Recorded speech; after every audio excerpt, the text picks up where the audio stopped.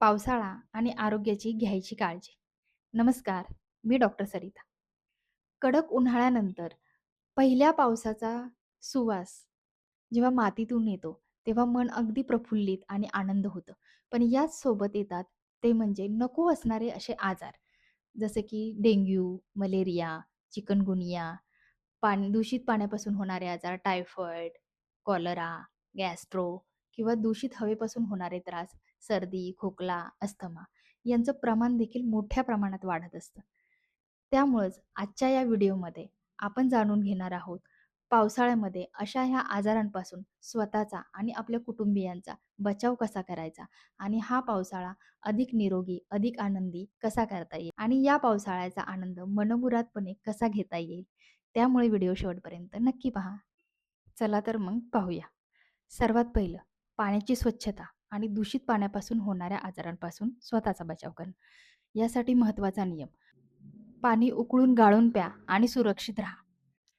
पावसाळ्यात सर्वात जास्त संसर्ग हा दूषित पाण्यामुळे होत असतो, जसं की टायफॉइड, कावीळ, गॅस्ट्रो यासारखे आजार. त्यामुळे पाणी किमान 10 ते 15 मिनिटं उकळून गाळून प्यावं. जरी वॉटर प्युरिफायर असेल, तरी देखील पाणी उकळून गाळून पिणं आवश्यक आहे. पावसाळ्यात पाणी उकळणे हा सर्वात सुरक्षित उपाय आहे. बाहेर जात असताना घरातूनच बॉटलमध्ये पाणी घेऊन जावं. रस्त्यावरील बाहेरचं पाणी पिणं हे टाळलं पाहिजे. पिण्याच्या पाण्याची भांडी ही नियमितपणे स्वच्छ करा आणि ती झाकून ठेवा. यानंतर दुसरी गोष्ट, काय खावे, कोणते पदार्थ टाळावेत. पावसाळ्यात पचनशक्ती मंदावलेली असते आणि बॅक्टेरिया आणि फंगस यांची ग्रोथ ही मोठ्या प्रमाणात होत असते. त्यामुळे रस्त्यावरील उघडे अन्नपदार्थ, पाणीपुरी, चाट, वडापाव, खूप वेळ कापून ठेवलेली फळं हे खाणं म्हणजे आजारांना निमंत्रण देण्यासारखं असतं. त्यामुळे घरचं ताजं गरम अन्न खावं.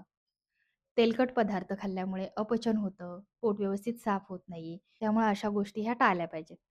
आता कोणते अन्नपदार्थ घेतले पाहिजेत? तर रोगप्रतिकारशक्ती वाढवणारे, जसं की आलं, लसूण, हळद, तुळशीची पानं, पुदिन्याची पानं आणि फळांमध्ये पेरू, आवळा, संत्री, मोसंबी, डाळिंब यांचा आहारात समावेश करावा.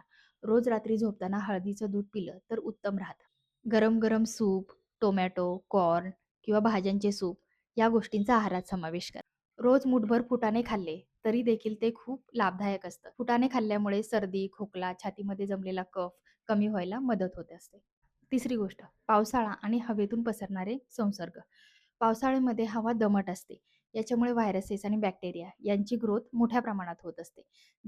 हे व्हायरसेस, बॅक्टेरिया जास्त वेळ जिवंत राहतात आणि वेगाने पसरतात. त्यामुळे पावसाळ्यात हवेतून पसरणाऱ्या आजारांचा धोका हा खूप पटीने वाढत असतो. तर पावसाळ्यात हवेतून पसरणारे आजार कोणते असतात? तर सर्वात पहिला इन्फ्लुएन्झा किंवा फ्लू. एखाद्या इन्फेक्टेड व्यक्ती खोकली, शिंकली किंवा त्याच्यापासून हा संसर्ग निरोगी व्यक्तीला होत असतो.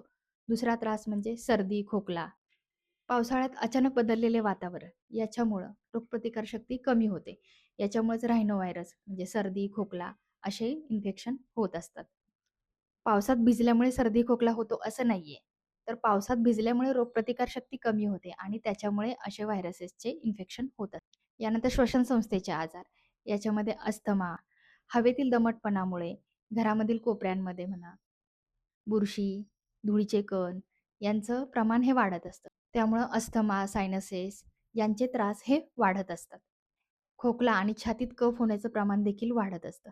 विशेषतः लहान मुलांमध्ये याचं प्रमाण जास्त दिसून येतं. या सगळ्या गोष्टींसाठी प्रिव्हेंटिव्ह टिप्स काय आहेत? किंवा हे सगळे त्रास होऊ नयेत म्हणून काय काळजी घेतली पाहिजे? तर सर्वात पहिलं, खोकताना आणि शिंकताना तोंडासमोर रुमाल धरावा किंवा टिश्यू पेपर धरावा किंवा रुमाल सोबत नसेल तर हाताच्या कोपऱ्याचा वापर करून शिंकावं किंवा खोकावं. जर तुम्हाला सर्दी खोकला असेल तर बाहेर जाताना किंवा घरात देखील मास्कचा वापर करा आणि ज्यांना ॲलर्जीचा त्रास आहे त्यांनी बाहेर जाताना मास्क वापरलं तर ते उत्तम राहतं. घरातील व्हेंटिलेशन किंवा घरातील हवा ही खेळती राहील याकडे लक्ष द्या. पाऊस असेल तर आपण दारं खिडक्या बंद ठेवतो, परंतु पाऊस कमी झाल्यानंतर खिडक्या थोडा वेळ ओपन ठेवाव्यात. याच्यामुळे घरातील हवा ही खेळती राहते. डेंग्यू, मलेरिया, चिकनगुनिया आणि डासांपासून संरक्षण.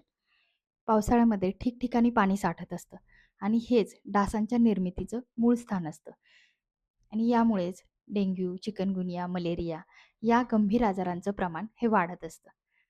त्यामुळं घरातील स्वच्छता ही खूप महत्त्वाची आहे.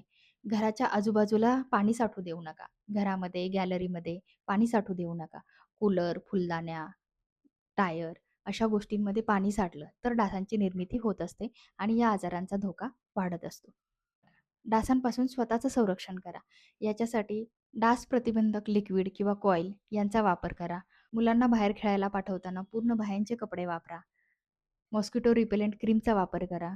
रात्री झोपताना मॉस्किटो नेटचा वापर करा. यानंतर लेप्टोस्पायरोसिस आणि वैयक्तिक स्वच्छता. पावसाळ्यामध्ये जे दूषित पाणी असतं, रस्त्यावरील पाणी, याच्यामध्ये जर उंदीर आणि जनावरांचं मूत्र मिसळलं गेलं, तर लेप्टोस्पायरोसिस नावाचा आजाराचा प्रादुर्भाव हा होत असतो. त्यामध्ये जर तुम्ही रस्त्यावरील पाण्यामध्ये भिजलात, घरी आल्यानंतर साबणाने स्वच्छ पाय धुवा आणि कोरडे करा. फंगल इन्फेक्शनचं प्रमाण हे देखील पावसाळ्यामध्ये मोठ्या प्रमाणावर वाढत असतं. दमट किंवा ओले कपडे घातले, तर फंगल इन्फेक्शनचे त्रास हे वाढत असतो. त्यामुळे दमट आणि ओले कपडे घालणं हे टाळलं पाहिजे. स्वच्छ, कोरडे कपडे वापरा. पावसात भिजून आल्यावर लगेच कपडे बदला आणि अंग कोरडं करा. यासोबत केसांची देखील निगा ठेवली पाहिजे. केस देखील कोरडे केले पाहिजेत. Homeopathic treatment. पावसाळ्यातील आजार आणि ॲलर्जी यावर होमिओपॅथी ही अत्यंत सुरक्षित आणि प्रभावी अशी उपचार पद्धती आहे. कारण होमिओपॅथी ही फक्त केवळ लक्षणांवर नाही, तर रुग्णाची प्रकृती, मूळ कारणांवर औषधोपचार केला जातो आणि रुग्णांची रोगप्रतिकारशक्ती वाढवण्याकडे भर दिला जातो.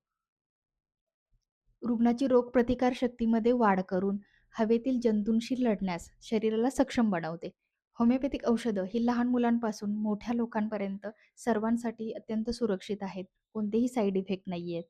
पावसाळ्यात होणारे आजार, सर्दी, खोकला, ताप, अस्थमा, त्वचेचे फंगल इन्फेक्शन या सगळ्यावर होमिओपॅथिक मेडिसिन्स हे अत्यंत प्रभावी असे आहेत.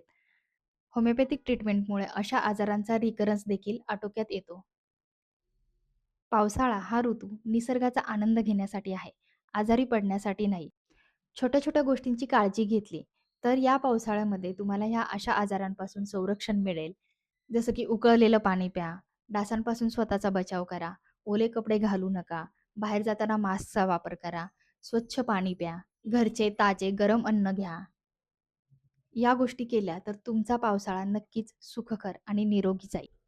सर्वात महत्त्वाची गोष्ट, ताप, थंडी, अंगदुखी, श्वास घ्यायला त्रास होतोय, पोटदुखी होतीये, तर अशा वेळी त्वरित डॉक्टरांचा सल्ला घ्या. मनाने घरी औषध घेत बसू नका.